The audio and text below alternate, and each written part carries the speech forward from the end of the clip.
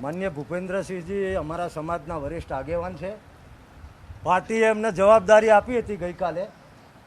સી.આર. પાટીલજીના નિવાસસ્થાને મુખ્યમંત્રીશ્રી પણ ઉપસ્થિત હતા અને આજે જે અમારા આગેવાનો હતા એ બધા પણ ઉપસ્થિત હતા.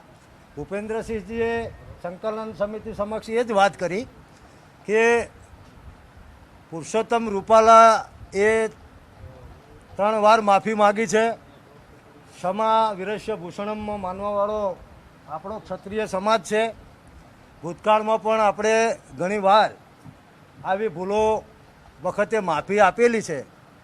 તો અમે બધા આપને વિનંતી કરવા આવ્યા છીએ, ક્ષત્રિય સમાજને, સંકલન સમિતિને, કોર સમિતિને, કે અમે અપીલ કરીએ કે આ બાબતે ક્ષમા આપવી જોઈએ અને પુરુષોત્તમ રૂપાલાજીની જે ટિકિટ રદ કરવા બાબતે આપનો અભિપ્રાય સમાજ બદલે એવી વાત એ લઈને આવ્યા હતા. તો અમે એમને અક્ષરશઃ મેં હમણાં અગાઉ વાત કરી એમ અમે અમને એવું કહ્યું કે બધા આગેવાનોનું અમે સન્માન કરીએ છીએ.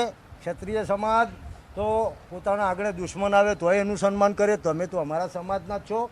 આપની બધી વાત અમે સાંભળી પછી અમારા જે આગેવાનો હતા એ બધા એક જ રજૂઆત કરી કે તમારી જે વાત હતી અમે સાંભળી, હવે તમે અમારી વાત સાંભળો. અને એમાં બધા આગેવાનોએ સર્વાનુમતે એક લીટીનો ઠરાવ કરીને વાત કરી કે પુરુષોત્તમ રૂપાલાની ઉમેદવારી રદ કરવા બાબતે ક્ષત્રિય સમાજ કોઈ પણ પ્રકારનું સમાધાન કરશે નહીં.